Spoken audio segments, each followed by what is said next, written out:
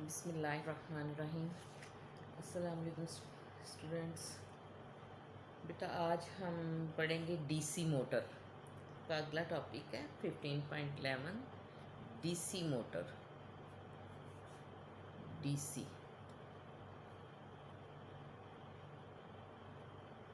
अक्सर ये आपके कई चीज़ों में ये यूज़ होती है। ख़ास तौर पर बच्चों के खिलौनों में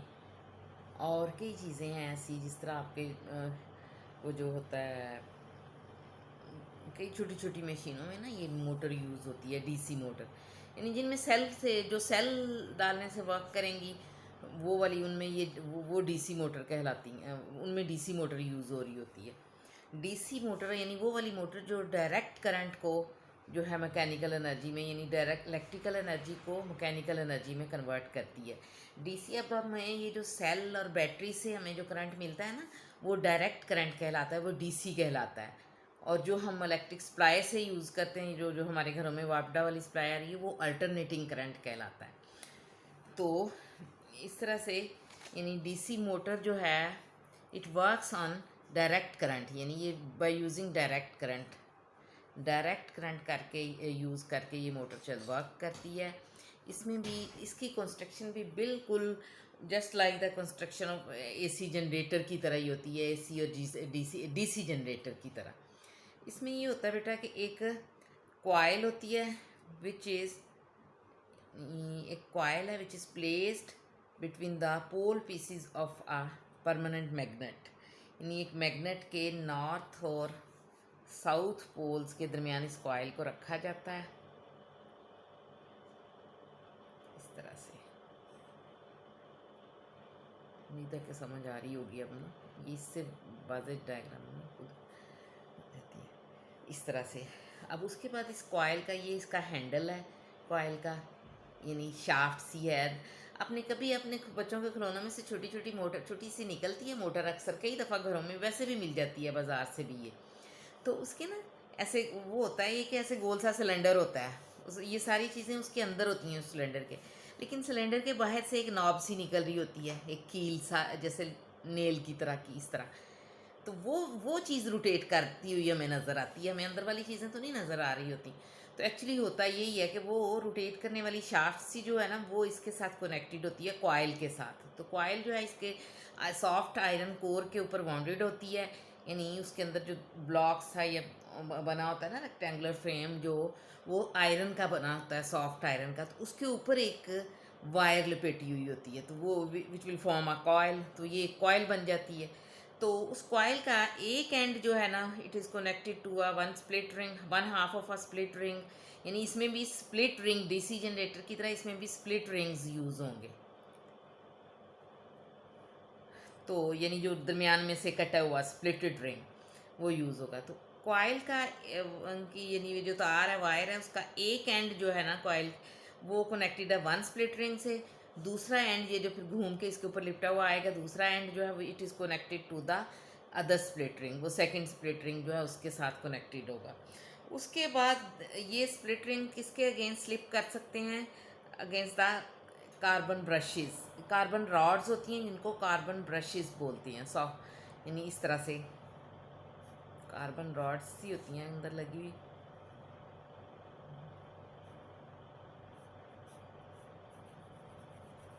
ये इनको कार्बन ब्रशेस बोलते हैं।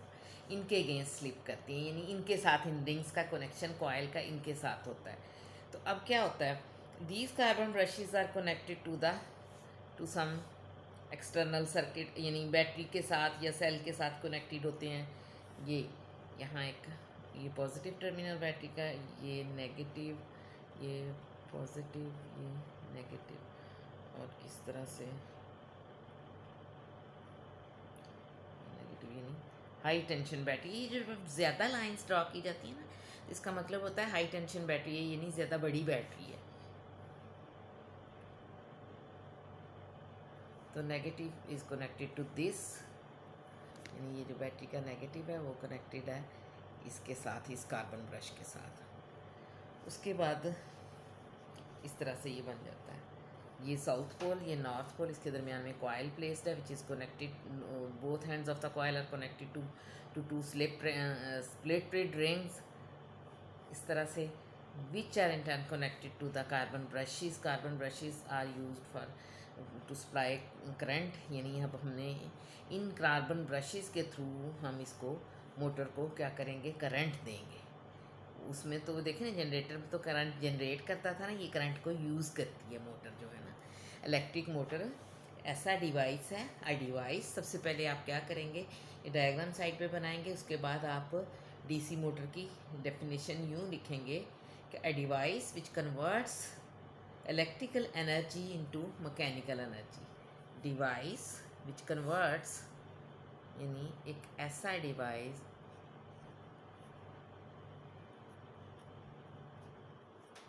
which converts electrical energy, नजर नहीं आएगा, चलें ये आप ना सुन ही लें बस, कि a device which converts electrical energy into mechanical energy, यानी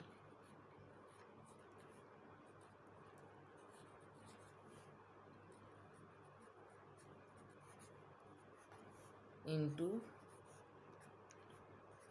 mechanical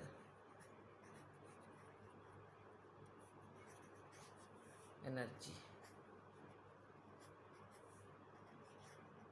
is called DC motor. यानी वो डीसी मोटर कैसा डिवाइस है, it is a device which use, यानी which converts electrical energy into mechanical energy, यानी ये इसको हम बैटरी के थ्रू, बैटरी से क्या देते हैं, इलेक्ट्रिकल एनर्जी प्रोवाइड करते हैं, या इलेक्ट्रिक करंट की फॉर्म में। तो देन ये मोटर क्या करती है, उस करंट को मैकेनिकल एनर्जी में कन्वर्ट कर देती है। यानी हमने यहाँ से करंट सप्लाई किया, तो ये करंट किसको गया, कॉइल को, ठीक है। तो ये क्या बन गई, current carrying coil which is placed inside a magnetic field between the pole pieces of a bar magnet। ये इस तरह एक मैग्नेट है जिसके दो पोल्स हैं, नॉर्थ और साउथ, तो इनके दरमियान क्या है, यूनिफॉर्म मैग्नेटिक फील्ड है, उसके अंदर ये कॉइल रखी हुई है। अब क्या है कि जब स्विच ऑन किया जाता है तो क्या है कि करंट फ्लो करता है थ्रू दिस कॉइल, तो ये करंट कैरिंग कॉइल बन जाती है। तो no, when a current carrying coil is placed in a magnetic field, आपने देखा होगा, आपने पढ़ा हुआ भी है इससे लास्ट चैप्टर में, कि किसी करंट कैरिंग कॉइल को अगर मैग्नेटिक फील्ड में रखें तो मैग्नेटिक फील्ड क्या करता है, उस करंट कैरिंग कॉइल पे फोर्स एग्जर्ट करता है। यानी एक फोर्स जो है वो इस तरह से होगी, इस कॉइल के इस एंड पे फोर्स होगी एक मैग्नेटिक फोर्स, दूसरी इसके इस एंड पे होगी, लेकिन उसकी डायरेक्शन इसके ऑपोजिट इस तरफ होगी, ये इस तरफ और ये उस तरफ, यानी इन दोनों एंड्स पे एक both hands are acted upon by a force, ऐसे करके एफ, इस फोर्स को बोलेंगे, और ये भी एफ इक्वल होगी फोर्स, दोनों फोर्सेस की मैग्नीट्यूड, इस वाली इस साइड पे भी फोर्स की मैग्नीट्यूड वही होगी जो इस साइड पे है, बिकॉज यूनिफॉर्म मैग्नेटिक फील्ड है। तो दोनों साइड्स पे फोर्सेस की मैग्नीट्यूड कांस्टेंट होगी, सेम होगी, लेकिन इनकी फोर्सेस की डायरेक्शन एक दूसरे के ऑपोजिट होगी, यानी these will form a couple. तो क्या हुआ कि when current passes through a coil which is placed in a magnetic field, this coil is acted upon by a couple, यानी इस पे एक कपल एक्ट करेगा। तो जब कोई कपल किसी कॉइल पे एक्ट करता है उसके, तो क्या होता है, उस कॉइल में रोटेशन प्रोड्यूस होती है, यानी ये वाली फोर्स जो है इसको अपनी तरफ, इस तरह हमारा इस तरफ खींचेगी इस कॉइल को, ये वाली इसको इस तरफ धकेलेगी, तो इसकी वजह से कॉइल जो है वो इसमें रोटेट करेगी, रोटेशन प्रोड्यूस होगी, कॉइल जो है वो घूमेगी मैग्नेटिक फील्ड में। तो अब ये क्या हुआ, जब कॉइल घूमेंगी तो ये शाफ्ट, जिस ये हैंडल, ये जो है लगा हुआ नॉब सी, ये भी घूमेंगी। तो अब जिस चीज़ को हमने घुमाना है, जिसके पहियों को घुमाना है, जिस मशीन को चलाना है, सपोज़ कोई वो ग्राइंडर ब्लेंडर वगैरह है, तो वो इसके साथ अटैच होगा ना इन टर्न, तो वो घूमेगा इससे। तो यानी मोटर क्या करती है कि इलेक्ट्रिकल एनर्जी को यूज़ करते हुए, करंट को यूज़ करते हुए इसकी शाफ्ट को, कॉइल को घुमाती है, जिसके साथ आगे से जिस चीज़ को हमने जिसने वर्क करना होता है उसको इसके साथ अटैच किया जाता है, उसकी नॉब। कोई फ़ैन, सपोज़ हमने डीसी फ़ैन चलाना है, तो उस फ़ैन को क्या है, उसका सेंटर जो है ना फ़ैन का, वो उसको इस शाफ्ट के साथ अटैच कर दिया जाता है। ठीक है ना। उसके अंदर इसको फिक्स कर दिया जाता है, तो फिर ये मोटर घूमेंगी तो फ़ैन भी घूमेगा, यानी कॉयल घूमेंगी तो फ़ैन भी घूमेगा, इस तरह से होता है। तो इसके बाद क्या करेंगे हम कि डीसी मोटर की हमने बताया डेफिनेशन क्या है कि a device which converts electrical energy into mechanical energy is called DC motor. तो किस प्रिंसिपल, इसके बाद हम लोग इस तरह का क्वेश्चन करें जब कोई डिवाइस पे, तो फिर क्या करते हैं, पहले उसकी डेफिनेशन लिखते हैं कि है क्या ये, इंट्रोडक्शन लिखते हैं, फिर उसके बाद हम लिखते हैं प्रिंसिपल कि किस किस प्रिंसिपल के अंडर ये वर्क करती है, प्रिंसिपल क्या है इसका।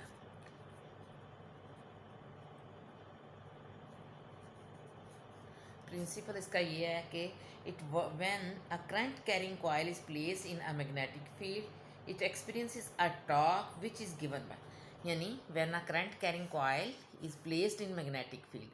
कि जब कोई करंट कैरिंग कॉइल, जिस तरह से ये है, इसको करंट अप्लाई कर रहे हैं ना हम, when a current carrying coil is place between inside a magnetic field, क्या होता है, मैग्नेटिक फील्ड इस कॉइल पे फोर्स लगाता है, या हम कहेंगे कि it is acted upon by a couple, यानी जब कॉइल को मैग्नेटिक फील्ड में रखा जाए करंट कैरिंग कॉइल को, तो वो this coil is acted upon by a couple, यानी इस पर एक कपल एग्जर्ट करता है, तो इट एक्सपीरियंसेस अ टॉर्क। तो उस वक्त ये कॉइल में क्या होगा, टॉर्क प्रोड्यूस होगा, रोटेशन प्रोड्यूस होगी, तो उसको that torque will be equal to, टा इज इक्वल टू किसके equal, N I B A, या N A I B into cos of alpha. ये टॉर्क किस किस चीज़ पे कंस्ट्रक्शन, यानी ये है torque produced in the coil, इसके इक्वल। तो अब देखें उसके बाद इसकी कंस्ट्रक्शन बताएंगे आप, कंस्ट्रक्शन में क्या क्या चीज़ें, कंस्ट्रक्शन में क्या क्या चीज़ें यूज़ होती हैं। फर्स्ट हम क्या यूज़ करते हैं वर्किंग के, the construction of DC motor is similar to DC generator, यानी डीसी जनरेटर की ही तरह इसकी कंस्ट्रक्शन है। क्या होता है कि इसमें number of coils bounded on an iron cylinder will form an is called an armature, यानी ये जो कॉइल है इसके आयरन सिलेंडर के ऊपर, आयरन के सिलेंडर के ऊपर एक, यानी बहुत से इस कॉइल के बहुत से टर्न्स लिपटे हुए होते हैं, तो दिस इज़ कॉल्ड, ये कॉइल जो है जिसपे bounded on an iron cylinder, iron के सिलेंडर पे बाउंडेड, ऐसे ना नीचे फ्रेम जो है ना, ये आयरन का एक सिलेंडर सा होगा, ठीक है ना, उसके ऊपर ऐसे कॉइल के बहुत से टर्न्स बाउंडेड होंगे इस तरह, बहुत से चक्कर, इस तार, बड़ी सी तार लिपटी हुई होगी, कभी खोल लेना इसको, डीसी मोटर को तोड़े छोड़े ना, तो उसके अंदर से भी इस तरह से निकलता है, ऊपर कॉपर की वायर, एनेमल्ड कॉपर वायर लिपेटी हुई होती है, नंगी नहीं होती, एनेमल्ड होती है, यानी उसके ऊपर एक लेयर इंसुलेटेड लेयर चढ़ी हुई होती है। तो अब क्या होता है कि ये इसका मेन पार्ट है जिसको हम आर्मेचर कहते हैं, यानी ये क्या कहलाता है, इस मोटर की कॉइल जो है ना, ये इसका आर्मेचर कहलाती है। तो उसके बाद a permanent magnet use to provide magnetic field to armature, यानी एक परमानेंट मैग्नेट यूज़ होता है जो कि आर्मेचर को जो है मैग्नेटिक फील्ड प्रोवाइड करता है। उसके बाद थर्ड थिंग क्या है, two halves of a ring known as split ring act as a commutators, यानी दो हाफ्स, एक रिंग के दो हाफ्स यूज़ होते हैं, यानी सेंटर में से कटा हुआ रिंग वो यूज़ होगा, दो हाफ ये इस तरफ, half is connected to this end of the armature and second is connected to this end of the armature, तो एक्टिंग एज अ कम्यूटेटर, इनको क्या कहेंगे, कम्यूटेटर, यानी ये कनेक्शन प्रोवाइड करता है इसको, कम्यूटेटर, करंट इसके थ्रू दिया जाता है कॉइल को। तो each half of the split ring is connected to each end of the rotating coil, यानी हर हाफ जो है स्प्लिट रिंग का हर हाफ जो है it is connected to one end of the coil, ये कनेक्टेड होगा कॉइल के साथ। अब कॉइल को करंट इन हाफ्स के थ्रू मिलेगा, तो उसके बाद each end of the rotating coil, तो उसके बाद two carbon rods called carbon brushes to which an external circuit is connected, यानी दो कार्बन रॉड्स ये वाली एंड दिस वन ये यूज़ होती हैं, which are called carbon brushes भी बोलते हैं इनको, टू विच एक्सटर्नल सर्किट यानी बैटरी या सेल जो है जहाँ से हमने इसको करंट देना है, that is connected to these rods. वो उसके एक का यानी एक रॉड को बैटरी के पॉजिटिव से कनेक्ट कर दिया जाएगा, दूसरे को बैटरी के नेगेटिव से साथ। तो ये जो चीज़ है ना, हाँ, उसके बाद तीसरी चीज़, पांचवी चीज़ क्या चाहिए होगी, बैटरी एंड इलेक्ट्रिकल सोर्स और बैटरी, यानी एक इलेक्ट्रिकल सोर्स, कोई भी करंट का सोर्स या बैटरी सेल या बैटरी, आप वो बैटरी डाई बैटरी भी हो सकती है, केमिकल सेकेंडरी सेल भी हो सकता है, प्राइमरी सेल भी हो सकता है, कुछ भी हो सकता है वो।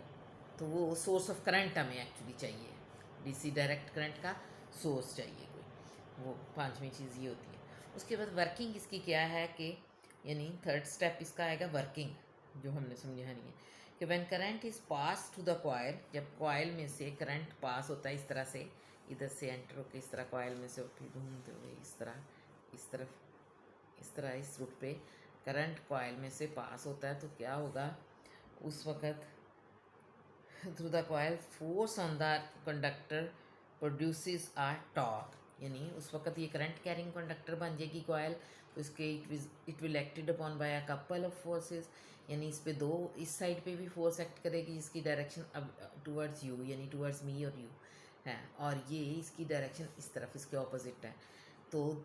इस तरह से क्या होगा, कॉयल पे जब इस तरह से कपल एक्ट करे तो क्या होता है, कॉयल में रोटेशन प्रोड्यूस कर होती है, यानी ये रोटेट करेगी इन द मैग्नेटिक फील्ड। तो ये कॉयल रोटेट करती है, यानी when a current carrying coil is placed in the magnetic field it will rotate, यानी जब इसमें से करंट पास होगा तो it will acted upon by a couple and due to which torque is produced in this coil. तो उसके बाद यह the torque produced in armature depends upon, armature इस कॉयल को बोलते हैं, आप इनको कम्यूटेटर कहते हैं, ये कार्बन ब्रश ये रिंग को, इसको आर्मेचर बोलते हैं। तो जब आर्मेचर में से करंट गुजरता है तो क्या होता है कि it is acted upon by a couple due to which rotation is produced in this coil. इस तरह से तो हमें तो रोटेशन ही चाहिए ना, कि इसकी शाफ्ट, मोटर की शाफ्ट घूमती हुई चाहिए ऐसे, उसकी जो कील सी होती है। तो उसके बाद ये टॉर्क जिसमें जो रोटेशन प्रोड्यूस होती है, ये टॉर्क प्रोड्यूस होता है वो किस चीज़ पे डिपेंड करता है, टॉर्क जो है it depends upon number of turns of the coil, यानी इस कॉयल के नंबर ऑफ टर्न्स पे, कि कितने टर्न्स लिपटे हुए हैं उन पे डिपेंड करता है, जितने ज़्यादा टर्न्स होंगे उतना टॉर्क ज़्यादा होगा। उसके बाद करंट थ्रू द, यानी करंट थ्रू द बैटरी, जो बैटरी या सेल इसको करंट प्रोवाइड करता है उस पर भी टॉर्क डिपेंड करता है, करंट ज़्यादा होगा टॉर्क ज़्यादा होगा। उसके बाद वैल्यू ऑफ मैग्नेटिक फील्ड, इस पे थर्ड थिंग जिस पे टॉर्क डिपेंड करता है वो क्या है, मैग्नेटिक फील्ड की स्ट्रेंथ उस पर। और उसके बाद एक और चीज़ क्या है, area of cross section of the coil, यानी ये कॉयल जितना बड़ी होगी, जितना इसका एरिया ऑफ क्रॉस सेक्शन इसका जितना ज़्यादा होगा उतना ही टॉर्क ज़्यादा प्रोड्यूस होगा। उसके बाद किस चीज़ पे, इसकी रोटेशनल एंगल पे, अल्फ़ा पे, कि ये मैग्नेटिक फील्ड लाइंस के साथ उसकी रोटेशन यानी किस एंगल से एंगल ऑफ यानी रोटेशन पे डिपेंड करती है, कि अगर ये इस तरह पैरेलल है तो इन कॉज अल्फ़ा पे डिपेंड करती है। Alpha is the angle between face plane of the coil and magnetic field B, उसके दरमियान एंगल है, तो उनके दरमियान एंगल पे भी डिपेंड करता है टॉर्क।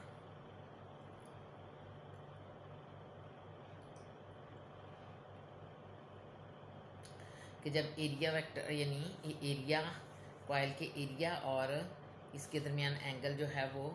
मैक्सिमम होगा उस वक्त, वो क्या नाम है, ज़ीरो होगा, उस वक्त टार्क मैक्सिमम होगा। जब एंगल 90 डिग्री होगा तो टार्क मिनिमम होगा, यानी इस तरह से ये कॉज अल्फ़ा पे डिपेंड करता है। उसके बाद बेटा हम वर्किंग में ये हो गया, तो if the current is in the coil remains the same direction, यानी अगर कॉयल में करंट जो है वो सेम डायरेक्शन, जब हमने इसको डीसी सप्लाई से के साथ कनेक्ट किया होगा तो करंट की डायरेक्शन हमेशा सेम ही रहेगी। तो वो कह रहे हैं कि जब करंट कॉयल में करंट जो है वो सेम डायरेक्शन में फ़्लो करे, एक ही डायरेक्शन में करंट फ़्लो करे, तो उस वक्त क्या होता है कि the torque on it would reverses after half revolution, each half revolution, कि जब इसमें फिर क्या होगा कि जब ये कॉयल अपनी हाफ रोटेशन कंप्लीट करेगी, ये एंड जो है वो इस तरफ चला जाएगा, इस तरफ आ जाएगा, ये वाला एंड इस तरफ आ जाएगा रोटेट करते हुए, तो उस वक्त क्या होगा, ये टॉर्क जो है ना it will reverses its direction, यानी उस वक्त फिर ये टॉर्क जो है ना, अब देखें ना इस एंड के क्रॉस फोर्स जो है वो इस तरफ लगनी है, इस एंड पे जो करंट की डायरेक्शन है उसके अकॉर्डिंग इस पे फोर्स जो है इस तरफ लगेगी, ये अवे फ्रॉम अस लगेगी, और इस एंड पे ये एंड जो इधर आ जाएगा इस पे फोर्स इस तरफ लगेगी। तो अब ये पहले अगर ये क्लॉकवाइज घूम रही थी ना, इसकी रोटेशन क्लॉकवाइज होगी, तो हाफ साइकिल गुजरने के बाद इसकी रोटेशन एंटी क्लॉकवाइज हो जाएगी। तो इस तरह से तो इसमें फिर वो इस तरह तो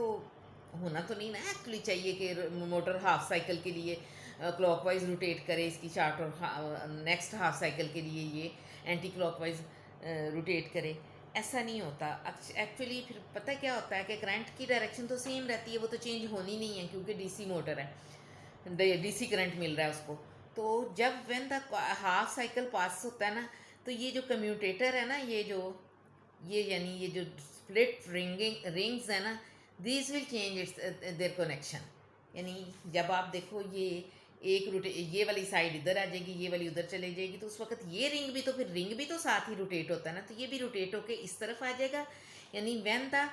टॉर्क अपनी डायरेक्शन चेंज करने को होता है ना जिस लम्हे, उसी वक्त फ़ौरन एट दैट टाइम मोमेंट जो है ना वो रिंग्स का कनेक्शन भी चेंज हो जाता है। यानी ये वाला रिंग जो है वो बैटरी के पॉजिटिव के साथ कनेक्ट हो जाता है, और ये वाला रिंग बैटरी के नेगेटिव के साथ कनेक्ट हो जाता है। तो इस तरीके से क्या होता है कि यहाँ से इस तरफ से तो उसी डायरेक्शन में करंट आ रहा है, सेम डायरेक्शन में, लेकिन आगे आके ये रिंग्स जो है ना वो अपना कनेक्शन चेंज कर देते हैं, यानी ये करंट की direction through the coil change कर देते हैं। अगर डायरेक्शन चेंज ना हो तो फिर तो टॉर्क चेंज होगा। अब अगर हाफ साइकिल के बाद ये कनेक्शन रिवर्स कर लें तो फिर भी तो करंट की डायरेक्शन चेंज हो जाएगी ना, ये साइड इधर आ जाएगी, तो इस तरफ वाली साइड को अब पॉजिटिव करंट मिल रहा है, यानी नीचे से ऊपर की तरफ है अगर, तो इस वाली साइड में ऐसे ऊपर से नीचे की तरफ करंट फ्लो करेगा। तो फोर्स टॉर्क जो है ना, अगेन टॉर्क की डायरेक्शन वही रहेगी, यानी सेम रहेगी, इन फोर्सेस की डायरेक्शन सेम रहेगी, और ये इनमें रोटेशन जो है वो क्लॉकवाइज ही प्रोड्यूस होगी। तो इस तरह कॉन्स्टेंटली ये coil is rotated in the magnetic field, यानी कॉयल जो है वो कॉन्स्टेंटली यानी क्लॉकवाइज या एंटी क्लॉकवाइज रोटेशन जो भी उसकी हो रही होगी वो ही होगी इसमें उस वक्त। यानी जब कॉयल ने रोटेशन चेंज करने को है, यानी इसने रोटेशन चेंज कर ली अपना, तो उस वक्त तो स्प्लिट रिंग्स जो है ना वो भी अपना कनेक्शन चेंज कर लेते हैं साथ ही, लेकिन पीछे से करंट की डायरेक्शन वही रहती है। तो इस तरह फिर ये वाला रिंग जो है बैटरी के पॉजिटिव के साथ हो जाएगा, जो पहले बैटरी के नेगेटिव के साथ कनेक्टेड था, और जो बैटरी के पॉजिटिव के साथ कनेक्टेड था वो इस तरफ हो जाएगा बैटरी के नेगेटिव के साथ। तो इस तरह से इस तरफ वाले यानी जो एंड पहले जिसको नेगेटिव करंट मिल रहा था उसको अब क्या मिलेगा, पॉजिटिव करंट मिलेगा, पॉजिटिव साइड, यानी वो हाई पोटेंशियल पे हो जाएगा, और इस तरफ वाला एंड जो है वो लो पोटेंशियल पे हो जाएगा, क्योंकि वो रिवर्स होकर इधर आ जाता है ना। तो इस तरफ वो ये साइड यानी अब स्प्लिट, ये कार्बन ब्रशेस जो है ना उनके क्रॉस तो करंट सेम ही रहना ना, यहाँ पॉजिटिव पोटेंशियल पे ही ये रहना है कार्बन ब्रश, और ये वाला नेगेटिव पोटेंशियल पे ही रहेगा। ओनली क्या हो रहे हैं, रिंग्स रोटेट कर रहे हैं, कॉयल रोटेट करती है तो उसके साथ ये रिंग्स भी शिफ्ट हो रहे हैं, ये भी रोटेट हो रहे हैं, ये फिक्स है। ये बैटरी के ब्रशेस जो है ना वो फिक्स हैं, इसमें फिक्स प्लेस पे लगे हुए हैं। उसके बाद क्या किया जाता है कि अब ये होता ही है बेटा कि due to use of commutator, ये जो कम्यूटेटर हम यूज़ करते हैं ना कार्बन, ये जो है rings, split rings,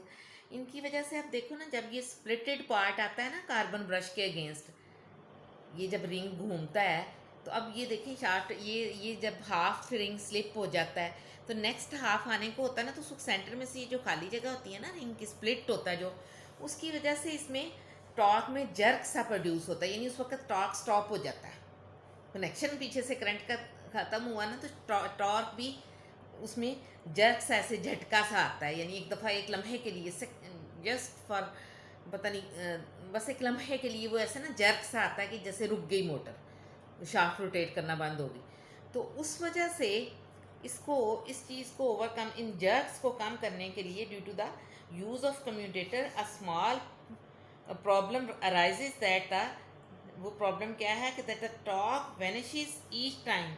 the current changes its direction के जब करंट अपनी डायरेक्शन चेंज करता है ना, यहीं ये रिंग इधर आ जाता है, ये रिंग उधर चला जाता है इस तरफ, तो उसी लम्हे इसमें एक जर्क सा आएगा, ठीक है, कि जो है टॉर्क जो है वो उस वक्त टॉर्क जो है वैनिश हो जाएगा, यानी स्टॉप हो जाएगा। तो क्या होगा, तो एक जर्क सा फील होएगा। This produces the jerk in the smooth running of armature. ये आर्मेचर जो स्मूथली रोटेट कर रहा था, उस स्मूथ रनिंग में एक जर्क सा झटका सा लगेगा, फील होगा हमें। तो क्या किया जाता है इसको ओवरकम करने के लिए, दिस प्रोड्यूसेस ये कि so by using the number of coils. तो हम क्या करते हैं, इसमें एक कॉइल के एक टर्न की बजाय नंबर ऑफ टर्न्स यूज़ करते हैं, यानी बहुत ज़्यादा टर्न्स यूज़ कर लेते हैं इस पे, आयरन कोर पे ज़्यादा नंबर ऑफ टर्न्स यानी बढ़ा देते हैं कॉइल के। तो ऑन सॉफ्ट आयरन कोर के ऊपर एक number of turns of the coil are bonded, तो we can avoid the jerks and a steady torque is produce. यानी इस तरीके से हम ये जर्क्स को अवॉइड कर सकते हैं by using number of coils, यानी ज़्यादा नंबर ऑफ कॉइल्स की ज़्यादा नंबरिंग यूज़ करके हम ये जर्क्स को रिड्यूस कर सकते हैं, यानी ये जर्क्स जो हैं वो कम हो जाएंगे और उसकी स्मूथ रनिंग ऑफ टॉर्क यानी हो जाएगा, यानी मोटर की ना स्मूथ रनिंग प्रोड्यूस करने के लिए हम ये जर्क्स को रिड्यूस कर देंगे by increasing the number of turns of the coil. उसके बाद हम ये कहते हैं बेटा, ये परमानेंट मैग्नेट की जगह ना, यानी हम इलेक्ट्रोमैग्नेट भी यूज़ कर सकते हैं, कि जिस तरह ये तो है ना कि इधर मैग्नेट का साउथ पोल है, इसमें इधर नॉर्थ पोल है, तो इनके दरमियान अट्रैक्शन की वजह से मैग्नेटिक फील्ड प्रोड्यूस होता है। तो इस परमानेंट मैग्नेट की जगह हम बच्चे यूँ इस तरह का इलेक्ट्रोमैग्नेट भी यूज़ कर सकते हैं। इलेक्ट्रोमैग्नेट क्या होता है, एक सॉफ्ट आयरन कोर पे एक ऐसे वायर्स यानी वायर बाउंडेड होती है, यानी वायर लिपटी हुई होगी,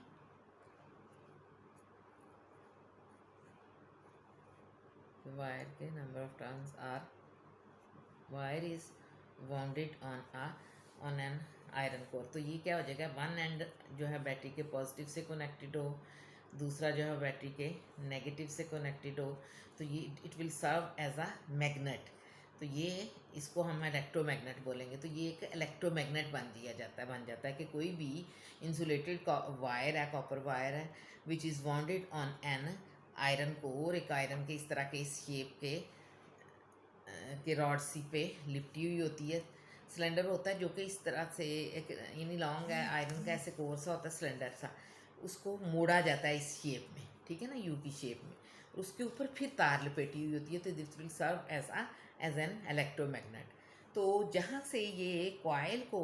कनेक्शन दिया जाता है ना, वहीं से बैटरी के पैरेलल में लगा के ना, इसी बैटरी के साथ पैरेलल में लगा के, यानी यहाँ वो इलेक्ट्रोमैग्नेट बन जाएगा,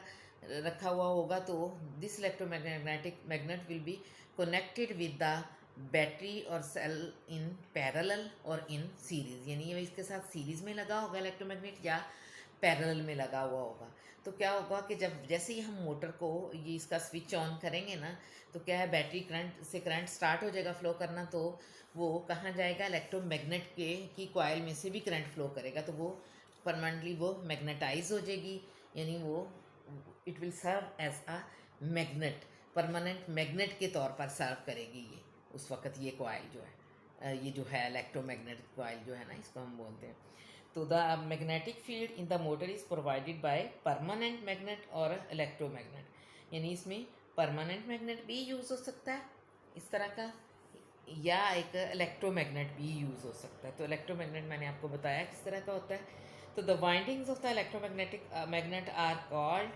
फील्ड कॉइल्स। अब ये तो जो है ना दूसरी कॉइल है ना, आर्मेचर कॉइल है, तो जो परमानेंट मैग्नेट की ये इलेक्ट्रोमैग्नेट की वाइंडिंग्स होती है ना, इसके ऊपर ये कॉइल लिपटी हुई है, ये क्या कहलाती है, फील्ड कॉइल, क्योंकि ये मैग्नेटिक फील्ड प्रोवाइड करती है, तो इसको फील्ड कॉइल बोलते हैं। तो क्या होता है, the windings of the electromagnet are called field coils. तो these coils may be in series और parallel to the armature coil, यानी आर्मेचर कॉइल के साथ ये ये कॉइल जो है ये इलेक्ट्रोमैग्नेट की ये या तो सीरीज़ में कनेक्टेड होती है या पैरेलल में। यानी इस कॉइल का एक एंड जो बैटरी के पॉजिटिव के साथ कनेक्ट होगा, दूसरा एंड जो बैटरी के नेगेटिव के साथ कनेक्ट होगा डायरेक्ट, तो ये क्या कहलाएगी, उस वक्त ये कहलाएगा कि ये पैरेलल में लगी हुई है बैटरी के साथ, आर्मेचर कॉइल के साथ। आर्मेचर कॉइल भी तो इसी बैटरी के साथ लगी हुई है ना, तो इसी बैटरी के साथ आगे आर्मेचर के साथ ही बेशक ये कार्बन ब्रश, ये जो रिंग ब्रश जो है पॉजिटिव वाला, इसके साथ कॉइल का एक एंड कनेक्ट कर दो, दूसरे के साथ दूसरा एंड कनेक्ट कर दो कॉइल का, तो ये बन जाता है मैग्नेट। तो दीज कॉइल्स में बी इन सीरीज। और अच्छा ये हो गया। उसके बाद बेटा एक चीज़ रह गई है इसमें कि अगला ये आपका टॉपिक है, इसी टॉपिक का हिस्सा है वैसे वो, इसी की कि back EMF effect in Motors, कि ये जो डीसी मोटर्स हैं इनमें भी बैक इफेक्ट प्रोड्यूस होता है। वो कैसे? वो बच्चे यूँ कि जब आप इस कॉइल में से करंट पास होता है, ठीक है ना, हम कह रहे हैं कि ये रोटेट करेगी जब, क्योंकि ये मैग्नेटिक फील्ड में रखी हुई है, मैग्नेटिक फील्ड इस पर फोर्स एक्सर्ट करेगा, तो due to which this coil will rotate. ये तो फर्स्ट पहले होता है ना। तो जब ये कॉइल बेटा, जब ये कॉइल रोटेट करना शुरू हो जाती है मैग्नेटिक फील्ड में, किसी भी कॉइल को हम किसी परमानेंट मैग्नेट में मैग्नेटिक फील्ड में रोटेट करवाएं तो क्या होता है? कॉइल को मैग्नेटिक फील्ड में रोटेट करवाएं, इलेक्ट्रोमैग्नेटिक इंडक्शन वाला टॉपिक याद करें कि उसके थ्रू फ्लक्स चेंज होगा। मैग्नेटिक जब कॉइल रोटेट करेगी तो फ्लक्स मैक्सिमम और मिनिमम के दरमियान चेंज होगा, यानी इसके ऊपर, इस कॉइल के ऊपर, इसके में से पास होने वाली मैग्नेटिक लाइंस ऑफ फोर्स जो है ना, वो उनकी नंबरिंग जो है ना वो चेंज होगी। तो इस फ्लक्स के चेंज होने से क्या होता है कि इस कॉइल के एंड्स के अक्रॉस से ईएमएफ इंड्यूस होती है, यानी एक कॉइल का एक एंड जो है वो हाई पोटेंशियल पे हो जाता है, दूसरा एंड जो है ना वो लो पोटेंशियल पे हो जाता है। तो वो वो यानी इसमें ईएमएफ इंड्यूस होती है। और अकॉर्डिंग टू फैराडेज लॉ उस इंड्यूस्ड ईएमएफ की डायरेक्शन इस तरह से होती है कि उसकी वजह से इस कॉइल में से जो करंट पास होता है वो अप्लाइड करंट जो है ना इसके ऑपोजिट डायरेक्शन में होता है। तो ड्यू टू इसमें यानी वो इंड्यूस करंट की डायरेक्शन अप्लाइड करंट की डायरेक्शन के ऑपोजिट डायरेक्शन में होगी, जिस वजह से ये करंट कैरिंग कंडक्टर है अब कॉयल है, यानी इसमें इंड्यूस करंट की वजह से भी तो इसमें एक this coil will be acted upon by a couple, लेकिन उस कपल की डायरेक्शन, ये बेसिक कपल जो था प्राइमरी कपल, उसके ऑपोजिट डायरेक्शन में होगी। यानी वो जो इंड्यूस्ड ईएमएफ है उसकी डायरेक्शन इस तरह से है कि वो इस कॉयल को ऑपोजिट डायरेक्शन में घुमाने की कोशिश करेगी। तो इसलिए इसको बैक ईएमएफ कहते हैं। ये जो इंड्यूस्ड ईएमएफ होती है ना कॉइल में करंट पास होने की वजह से, जो इसमें ये जो इंड्यूस करंट पास होने की, एक तो करंट ये था ना जो बैटरी से दिया हमने, तो एक करंट जो इसमें ईएमएफ इंड्यूस हुई उसकी वजह से फ्लो किया, तो बैटरी के वाले करंट के ये इंड्यूस करंट जो होता है उसकी डायरेक्शन बैटरी वाले करंट के डायरेक्शन के ऑपोजिट डायरेक्शन में होती है। उसके बाद बेटा होता ये है कि so when the coil of the motor rotates across the magnetic field due to applied current, applied EMF, तो क्या होता है, अप्लाइड पोटेंशियल की वजह से कॉइल को रोटेट किया जाता है, तो an EMF is produce in it, तो उसमें एक ईएमएफ प्रोड्यूस होती है जो इंड्यूस्ड ईएमएफ कहलाती है। तो the induced EMF is in such a direction, यानी उसकी डायरेक्शन इस तरह से होती है कि टू ऑपोजिट, यानी to opposite the applied EMF, वो अप्लाइड ईएमएफ के डायरेक्शन के, बैटरी वाली ईएमएफ के डायरेक्शन के ऑपोजिट डायरेक्शन में होगी induced EMF. So this is the reason that the induced EMF is called back EMF of the motor, चूँकि वो अपोज करती है बैटरी की EMF को, इसलिए induced EMF को हम उस induced EMF को क्या कहते हैं बैक EMF, वो बैक EMF कहलाएगी। उसके बाद हम ये बैक EMF और करंट की डायरेक्शन में एक रिलेशन फाइंड आउट करते हैं। रिलेशन ये है कि since V and E are opposite in polarity, यानी ये जो पोटेंशियल डिफरेंस V है और EMF जो इंड्यूस्ड EMF है, ये जो हैं ऑपोजिट इन पोटेंशियल हैं, यानी इनकी डायरेक्शन ऑपोजिट है एक दूसरे के। तो जो टोटल EMF है इस सर्किट की, इस मोटर की क्रॉस, वो क्या होगी, इन दोनों ईएमएफ्स का सम होगी। अब वी की डायरेक्शन अगर एक है तो इंड्यूस्ड ईएमएफ की डायरेक्शन उसके ऑपोजिट डायरेक्शन में है, तो दोनों का सम क्या हो जाएगा, वी माइनस ई हो जाएगा, यानी ई का साइन जो है वो नेगेटिव होगा एट अ टाइम। तो net EMF in the circuit किसके इक्वल होगी, नेट ईएमएफ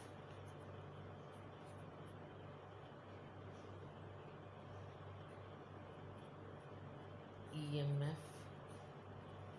इसके इक्वल होगी वी माइनस ई के। तो सर्किट में जो net by Coulomb's law, sorry Ohm's law, जो करंट फ्लो करेगा आई, वो किसके इक्वल होगा, सर्किट में ये जो टोटल करंट फ्लो करेगा बैटरी से, ड्रॉ करेगी करंट, मोटर जो करंट ड्रॉ करेगी टोटल, वो किसके बराबर होगा, according to Ohm's law B over R के इक्वल होता है ना, कि अगर आर है इस कॉइल की रेजिस्टेंस तो वो किसके इक्वल होगा, V minus E over R, capital R, इसके इक्वल। और इस तरह से ये एक इक्वेशन बन जाएगी हमारे पास, आई इंटू आर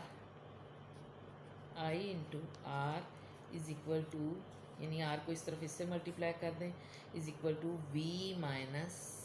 ई, इसके इक्वल। हम इस तरह से कर लेते हैं, थोड़ा घुमा लेती हूँ, मेरे लिए मुश्किल बहुत है बच्चे, ये ना इसको अपनी साइड भी नहीं मैं चेंज कर सकती। अच्छा, तो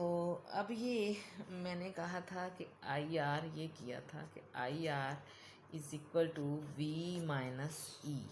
यहाँ तक हमने किया था, बस टाइम भी हो गया आपका। तो वी माइनस ई के इक्वल होता है, और यहाँ से वी की पोटेंशियल की डेफिनेशन निकालें, वो निकालें इक्वेशन, वो किसके इक्वल आएगी, आई आर प्लस ई, इसके इक्वल। तो ये ऐसा आ जाएगा। तो when the motor is just started, उस वक्त जब ये इक्वेशन क्या शो करती है कि जब मोटर स्टार्ट की जाती है ना, शुरू में स्टार्ट हो रही होती है, तो उस वक्त जस्ट अभी स्टार्ट की जाती है, तो back EMF is almost zero, उस वक्त बैक ईएमएफ जो है ना, ये ई जो है ना ऑलमोस्ट ज़ीरो होता है। तो उस वक्त जो है,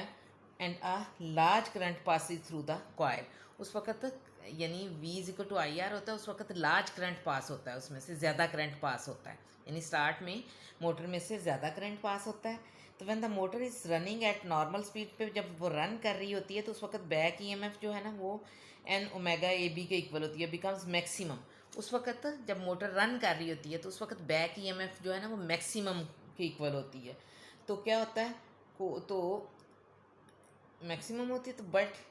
it is sufficient to give the torque on the coil to drive the load and overcome the frictional losses, यानी उस वक्त टॉर्क बहुत ज़्यादा मकदार में, यानी सफिशेंट अमाउंट में टॉर्क प्रोड्यूस हो रहा था, तो वही ये जो बैक ईएमएफ को ओवरकम करने के लिए भी वही टॉर्क जो है ना, वो काफ़ी होता है उस वक्त। उसके बाद ये कि when the motor is overloaded, जब मोटर को ओवरलोड किया जाए, यानी इस पर लोड ज़्यादा हो, तो उस वक्त क्या होता है, आर ज़्यादा होता है, तो इट स्लोज डाउन, तो उस वक्त वो मोटर जो है उसकी स्पीड कम हो जाती है, स्लो डाउन हो जाती है। As a result the back EMF decreases, उस वक्त बैक ईएमएफ जो है वो डिक्रीज़ हो जाएगी, and allows the motor to draw more current, तो उस वक्त यानी बैक ईएमएफ कम से कम, बहुत कम हो जाएगी, तो उस वक्त मोटर ज़्यादा से ज़्यादा करंट ड्रॉ करेगी, यानी ज़्यादा करंट यूज़ करेगी। तो if the motor is over loaded beyond a certain limit, एक ख़ास लिमिट से ज़्यादा उस पर लोड डाल दिया जाए, रेजिस्टेंस जो है वो ज़्यादा हो जाए, तो उस वक्त ये जो है क्या होता है कि then the current could be so high that the motor may be burnt over, यानी उस वक्त करंट, इतना ज़्यादा करंट ड्रॉ करती है ये कि जो है ना मोटर जो है ना, वो बर्नट आउट भी हो सकती है, यानी जल भी सकती है, खराब भी होती है। तो इसलिए उसके अकॉर्डिंग, उसकी लिमिट के अकॉर्डिंग उस पर लोड डालना चाहिए। तो this was all about DC motor. ये आप था आपका आज का लेक्चर था, इसके साथ ही